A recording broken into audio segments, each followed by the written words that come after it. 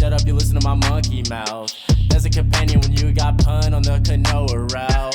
Hopped in a portal and got in a fight, Elias knocked him out. Bow, Naruto fighting style. Bow, UFC he tapped out. Bow, we win, we get crowned. Monkey mouth, monkey mouth, monkey mouth, monkey mouth.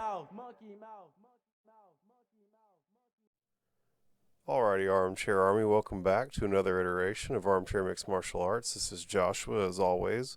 On this episode, we're going to be going over our UFC 281 preview, as well as looking at some of the fights that happened here recently. So, just to dive right off into what everybody wants to hear about right off the bat, let's just talk about UFC 281 for a second. It's headlined by the middleweight championship fight between Israel Adesanya and Alex Pereira. And if you're any at all familiar with this, you know that these guys have some serious history. There's a few really good fights I want to work in, from the bottom of the card and work my way up.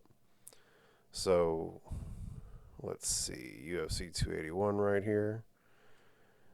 And so, I mean, wow, they've got Dominic Reyes and Ryan Spann on the freaking preliminary card.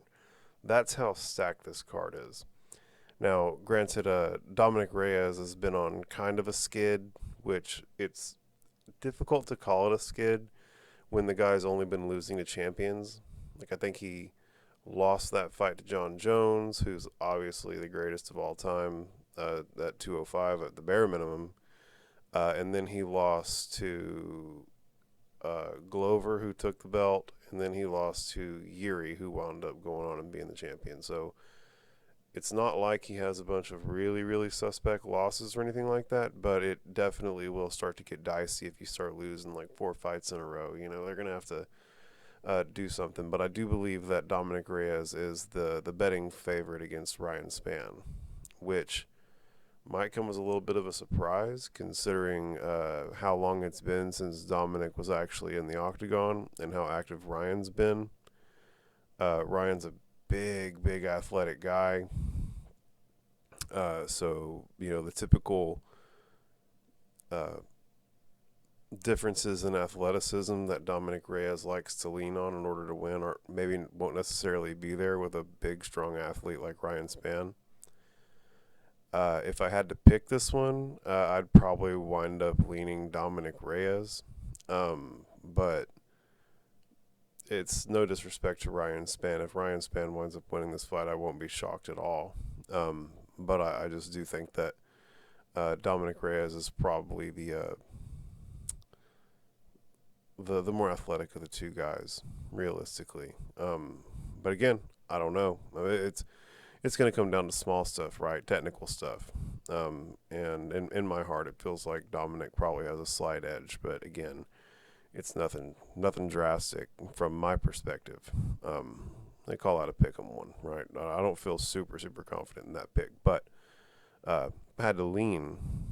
A tree falls the way it leans, and I lean towards Dominic Reyes on this one. I'm not going to go out there and tell you to bet the house on Dominic Reyes at all. That's not what we're looking at here. Brad Riddell and Renato Moicano. This is a dog fight. These guys are gonna fight it out than a son of a bitch. Can't wait for that. Andre Petrosky, he's a dog. I'm not too familiar with Wellington Turman, but Petrosky's a beast.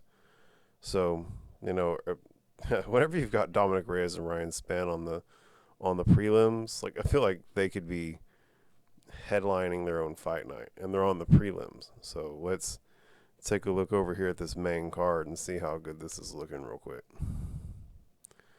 So, man, what a fun fight card is all you can really say. Starting from the bottom, you've got Dan Hooker versus Claudio Puelles. And they're never doing Dan Hooker any favors. Claudio Puelles 13-2 on the come up. The guy's a beast.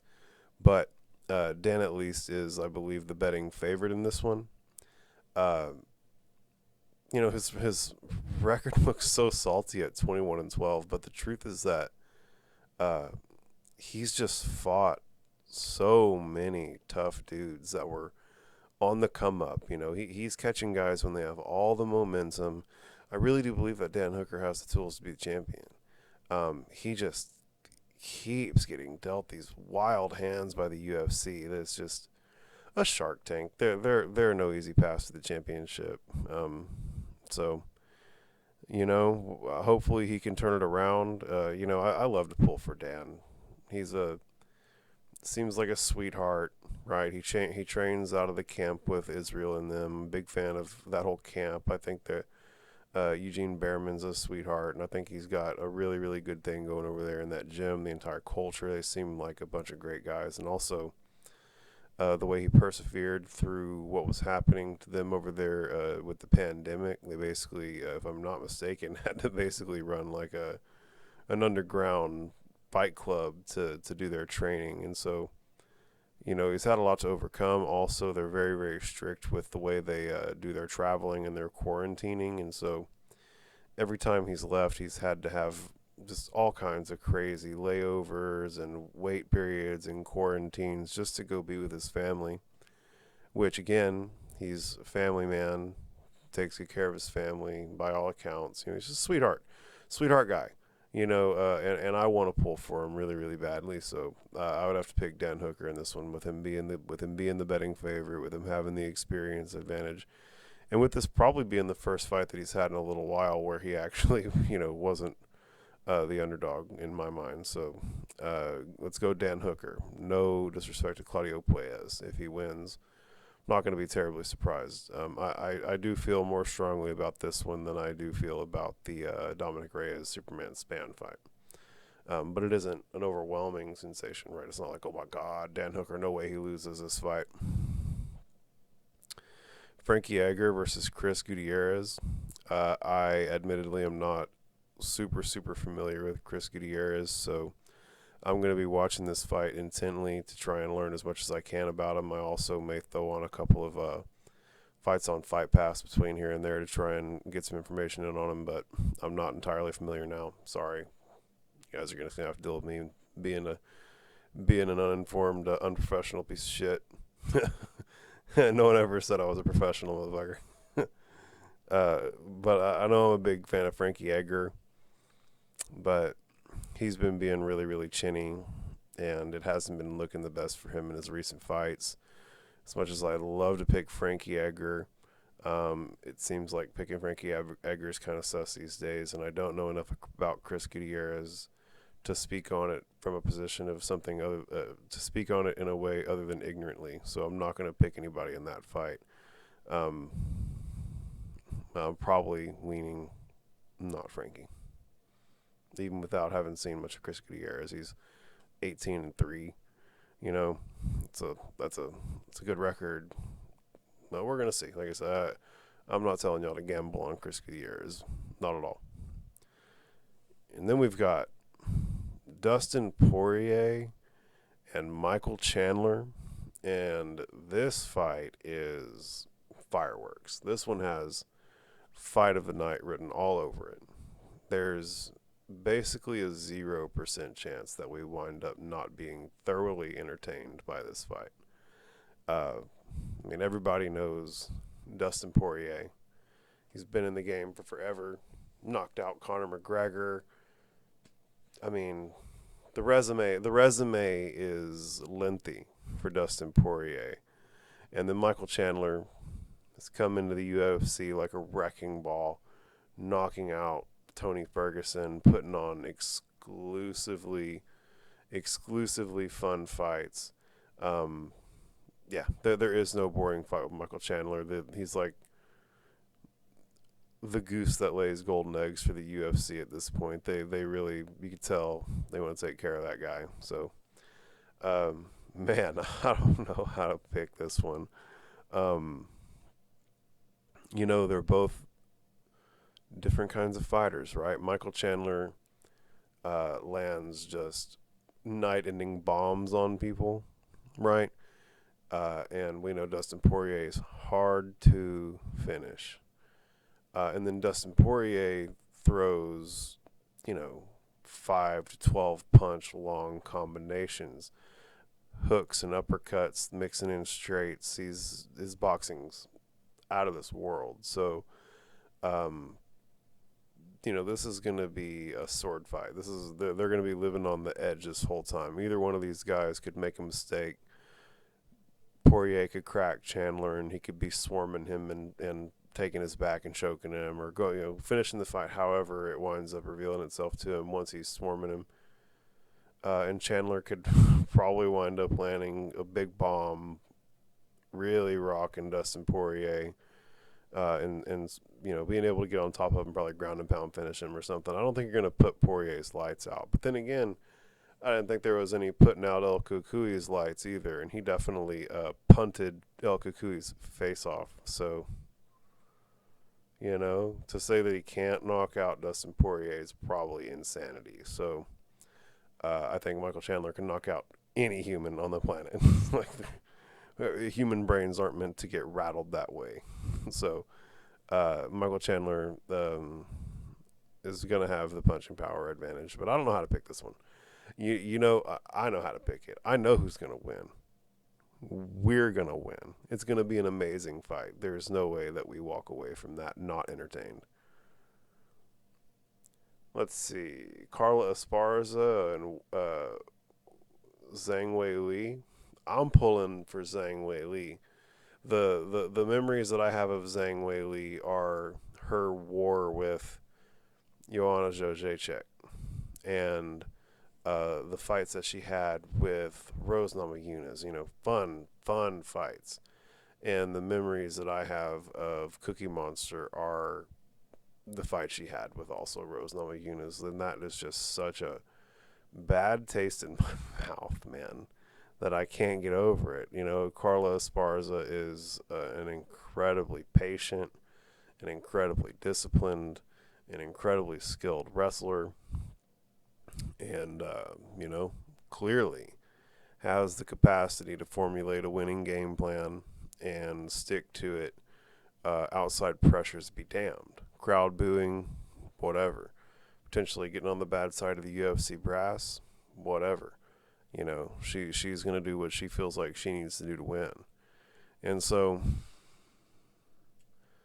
it's hard to pick against her, but I definitely feel like Weili is probably the more explosive athlete out of the two.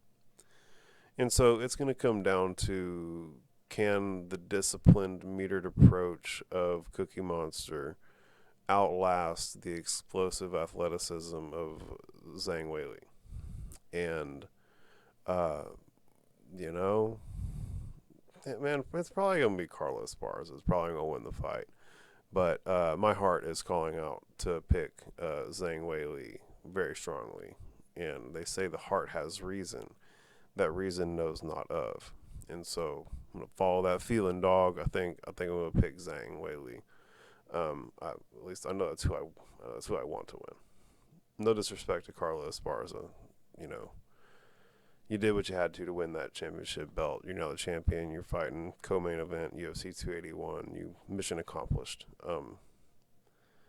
So, all the respect to all the fighters. I don't ever mean to hurt anybody's feelings by picking against them, but that's part of the show. So that's what we're doing here.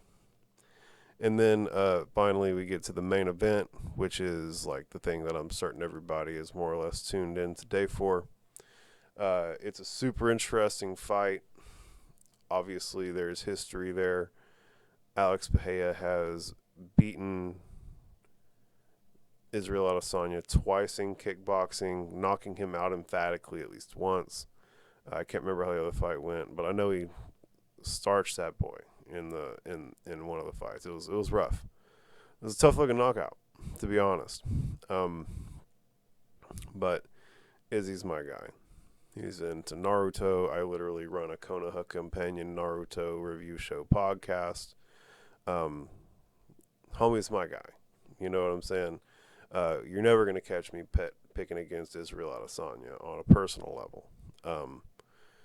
I do sincerely believe that he is the more experienced mixed martial artist at this point. And I say that only insofar as he's got more experience mixing the martial arts, right? Obviously, Alex Bahia is an incredibly experienced kickboxer, and he's got quite a good resume in mixed martial arts, but his resume in mixed martial arts is clearly not as stacked as Israel Adesanya's. I believe it's also going to be more difficult for Alex to catch Israel. The angles are different inside of the octagon versus inside of a square, right? It's much more difficult to corner him, and it's also much more difficult to keep him against the ropes because it's not as wide a surface, right? You can't work him along the ropes for the entirety of the octagon, right? The octagon has more angles, and so just the way it's all going to lay out, the footwork battle is going to be slightly different, and also it's going to be harder for him to hit Israel because they don't have the big gloves on, right? These are only 4-ounce gloves, and so your weapons are literally smaller and therefore more difficult to land. And so I think with the angles being different and with the gloves being smaller and with Israel Adesanya having the experience advantage within a mixed martial arts setting, I think that I can definitely pick Israel Adesanya in good faith, right? Not just me be picking him because he's my boy, because I love him for fucking reasons X, Y, and Z. I actually think he's going to win the fight. I think that he's going to just be slicker in there. I think it's going to come down to if Alex Bahia can get him wrangled in and knock him out. And the last guy who I really felt that same way about, where that was really their only option, was Paulo Costa. And we saw what Israel Adesanya did to Paulo Costa. He made him look foolish. So I think Israel Adesanya picks him apart, keeping his distance, fighting where he wants to fight. Alex Bahia having to come forward through the danger zone to try and land his punches. And, I think that he's going to fall behind on the cards. And the further into the fight they get, the more desperate he's going to get to try and either get back ahead on the cards or to try and get the finish. And I think that desperation is definitely going to lead to opportunities for Israel Adesanya. And I don't think Israel Adesanya is the type to not make the most of those opportunities. I think he, I don't know if he's going to finish him, but definitely he's going to beat the hell out of him in the last 2 rounds. I think it's definitely going to be the Israel Adesanya show in rounds 4 and 5. But that's a big Brazilian Terminator. Like, that guy is as big or bigger than Dominic Reyes, who's a 205er.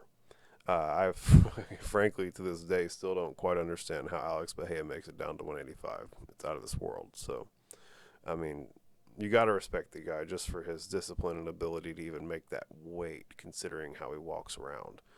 And there's not much fat to trim off either. So, however he's cutting that weight, more power to him. But, the fight isn't unwinnable for Alex Bahia, right? If he can get in Izzy's head and get Izzy to engage in a brawl, that's Alex Bahia's payday, right? That's how Alex Bahia is gonna cha-ching it. If he gets Izzy out of his game plan, out of doing what he wants, and gets Izzy fighting Alex's fight, man, Alex can do it. Alex has the punching power to knock him out, right? He's 4-ounce gloves, right? They're harder to land, but they land to greater effect when they do land. So, he could knock him out with those boxing gloves. He could definitely knock him out with the 4-ounce MMA gloves. So, it's a dangerous fight, very, very dangerous fight for Israel Adesanya. And, as the fight goes further along and as Alex maybe gets more desperate to try and get ahead on the cards, as I see it going, man, he's going to get more and more dangerous. He's going to get more dangerous as the fight goes along, especially if he starts getting behind on the cards. It's going to get fucking wild. I don't think that he's the type to not go out on his shield. Like, that guy the way he's staring Izzy down in the press conference when they're like, like you can tell he wants to beat Izzy's ass. So it's going to be a very good fight. But at the end of the day, I've got to make a pick. And for the reasons I outlined earlier, I'm going to have to pick Israel Adesanya on this one. Now, that's basically a wrap for the 281 preview. I do want to go over the fight night that happened over the weekend. The Amanda Lemos versus Mahina Rodriguez fight. And that whole card, there was some really, really cool stuff that happened on this card that I want to go over. One thing, man, Shanna Young cut off her dreadlocks just to get mauled by Miranda Maverick in a unanimous 30-26 mauling. That's sad, man. I hate that. That's rough, man. The girl was growing that hair out for a long time and she cut it off, and then to go out there and get done the way she did, that had to be a hard evening, hard night at the office for her. So I'm sympathetic to Shanna Young. It's hard night at the office, girl. I see you. Like, my heart's with you. But it was Miranda Maverick's night. Miranda Maverick looked exceptional, wrestling on point, takedowns on point.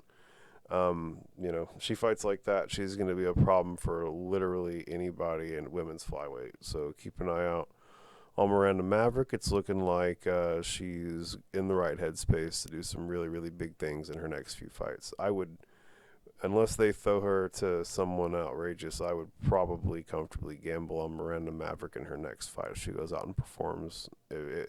If I can expect her to go out and perform the way she performed last night or over the weekend in her next fight, yeah, let's go for it. Let's definitely do it. One of the coolest wins of the night for me was Grant Dawson taking it to Mark Madsen.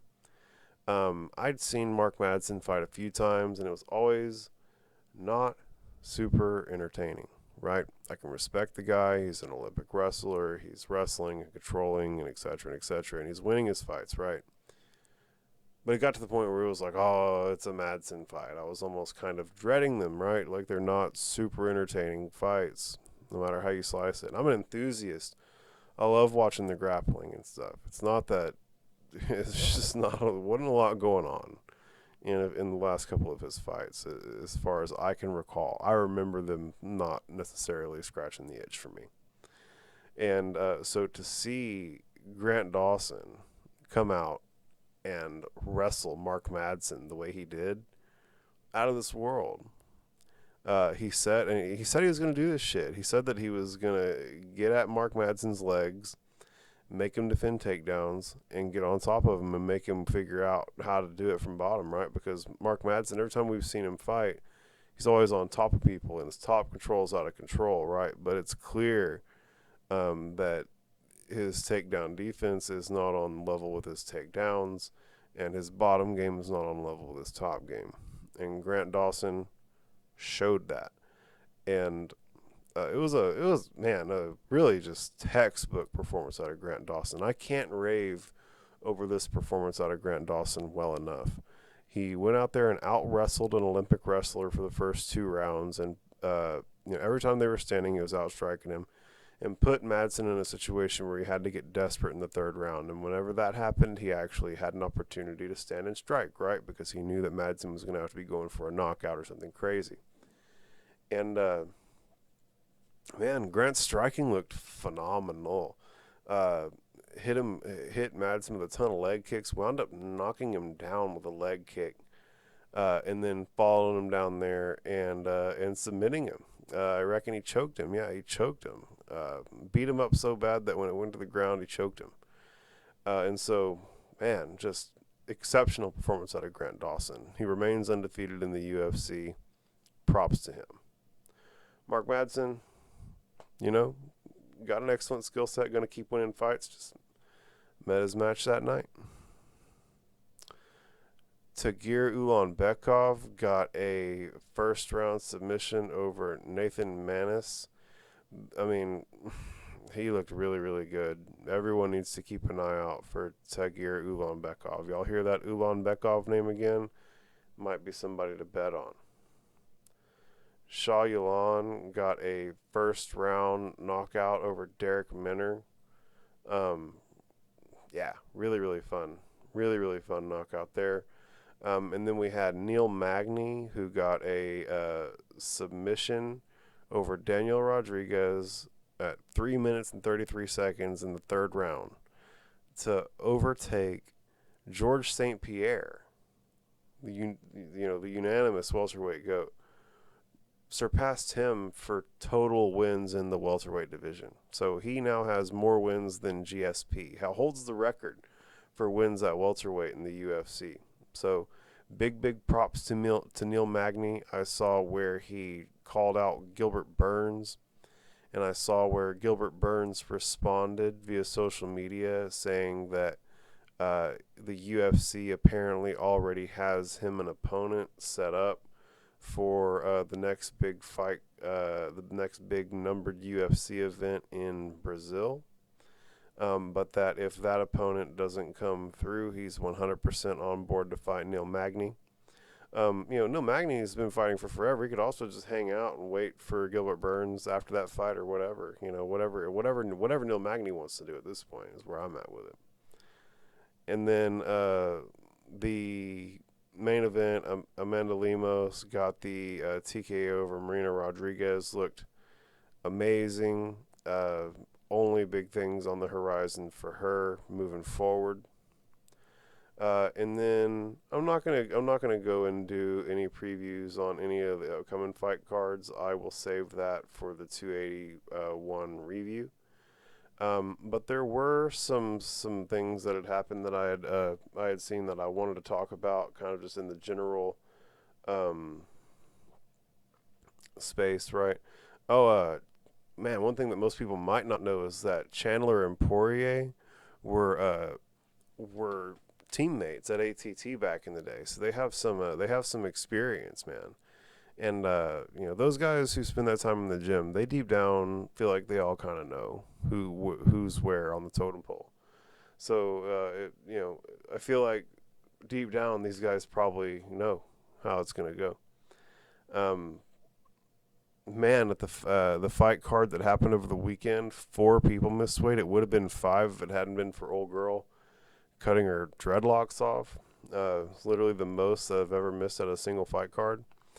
I, again, am such a big proponent for how One Championship does it, where they do the hydration testing, and there's no cutting tons of water weight. Alex Bahia could never be a 185er in One Championship. And I think that's fairest, and I think that's what's in the interest of the long-term health of the fighters, too. So, I'd love to see people having to go in there and fight at their walk-around weight. This is you healthy on a Tuesday versus this person healthy on a Tuesday. Let's go.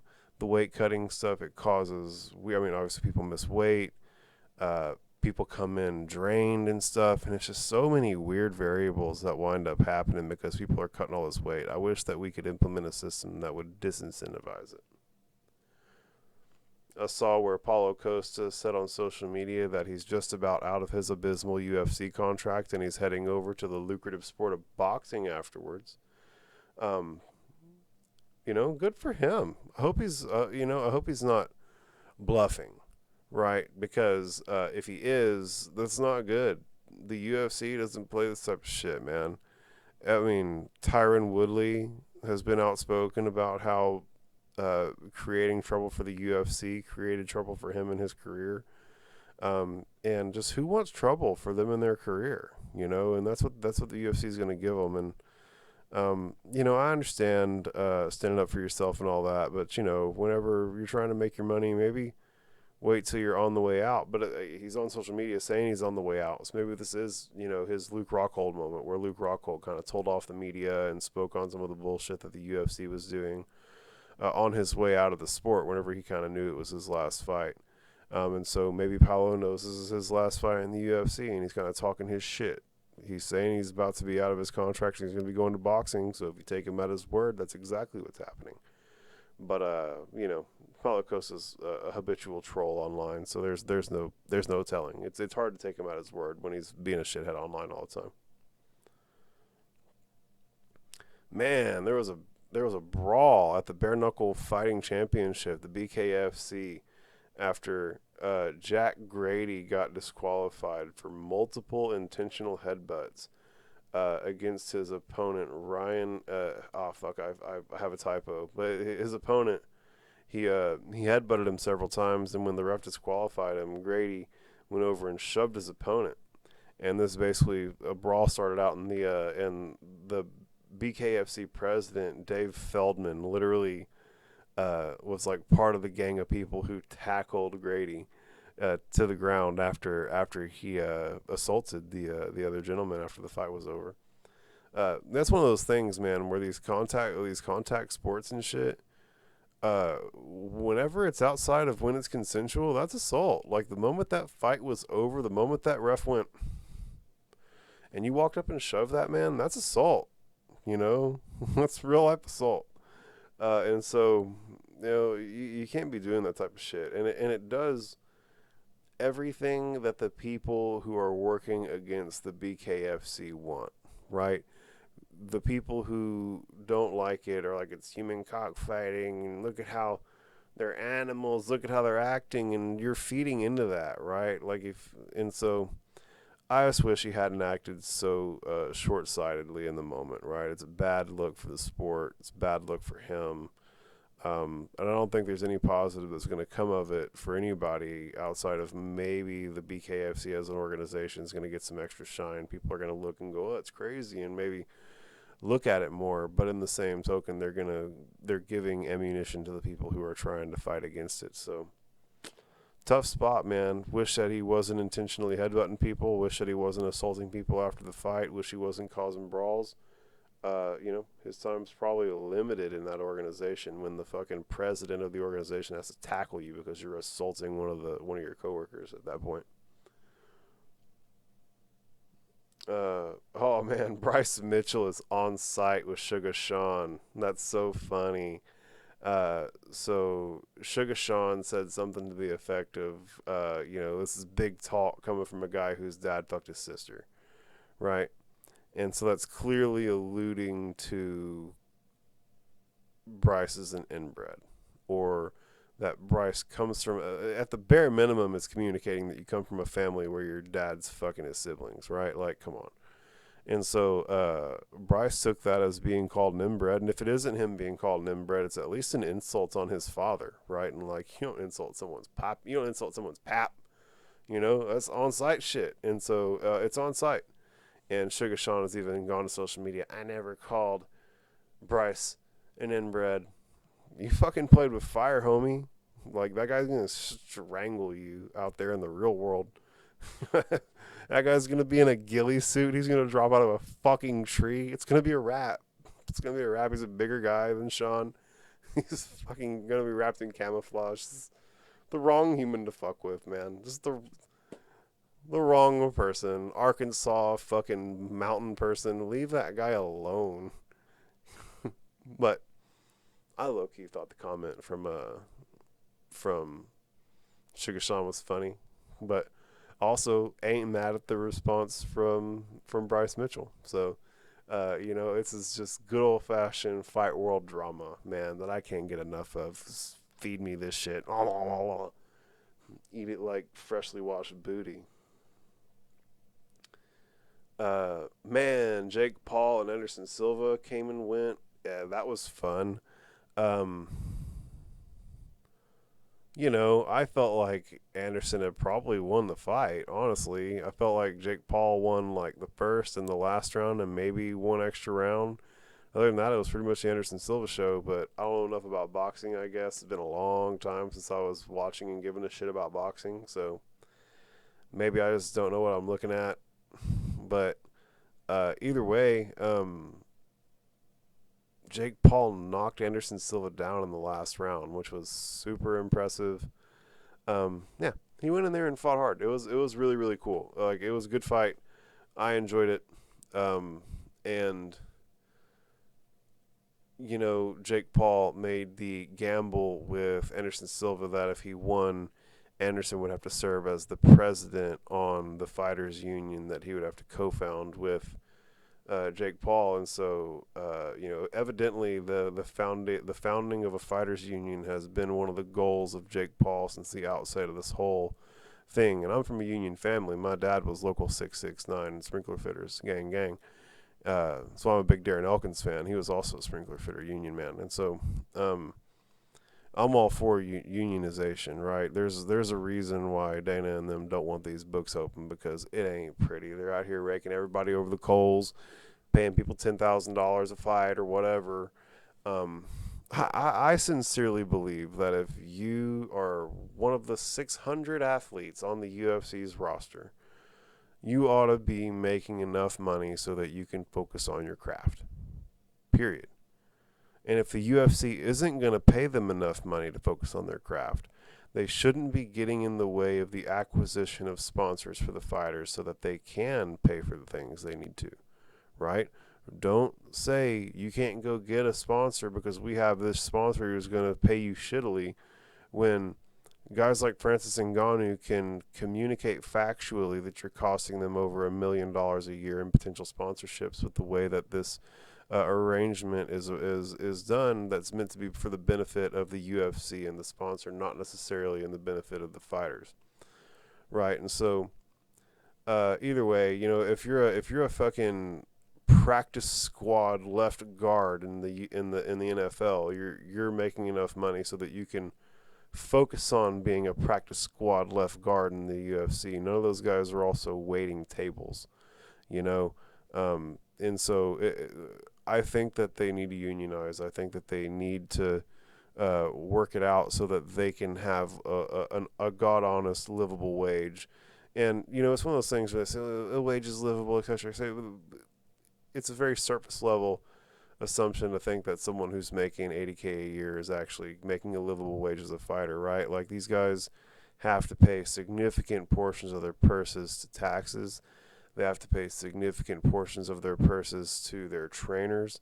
There's several layers of costs that are involved for these fighters that most people don't take into consideration, right? They just hear, oh, well, they made $80K this year. That's who makes $80K? That's good money. Well, it's really maybe more like $40K after travel and medical and God knows what else. You know what I'm saying? There's a million things these fighters have to pay for. So at the end of the day, I think the bottom line is that anybody who's signed to the UFC roster ought to be making enough money so that they can focus on their craft and not have to go out and develop secondary streams of revenue just to keep their just to support themselves financially to stay afloat. Rant over. Biggest news of the day: Cain Velasquez is out on bond. Pedophilia is bad. Don't molest people's kids over a long period of time and get fucking shot, bro. Yeah, good on Cain. I'm glad that he's out on bond. I hope that he fucking gets acquitted or whatever. I hope that he doesn't have to spend another moment in jail for what he did. And you can call me a bad guy for that, whatever. Don't listen to my podcast. That's the great thing about it being my podcast, is I don't have to pander to you. I'm doing what I like.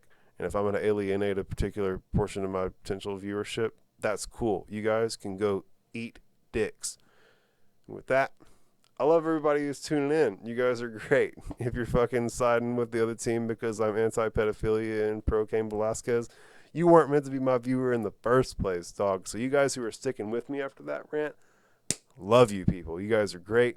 I can't wait to catch you guys on the UFC 281 review. Yeah, it's an exciting night of fights, man. I mean, like I said, whenever you've got Dominic Reyes and Ryan Spann on the prelims, dog, it's a stacked up card. So everybody tune in. Keep an eye out for my shorts that I do. I like to do my little reaction videos during the fights. So if you're a broke boy who isn't able to buy the fights, you can at least get a quick response in. Sometimes these guys get knocked out and I make my video before they even officially announce it. So you can stay pretty on top of it if you tune in. Again, monkeymouthstudios.com. Go to the Monkey Mouth YouTube channel and subscribe. Podcast, find it everywhere. But again, thank you all for tuning in. Catch you guys on the next one. Peace. Monkey mouth, monkey mouth, monkey mouth, monkey mouth, monkey mouth.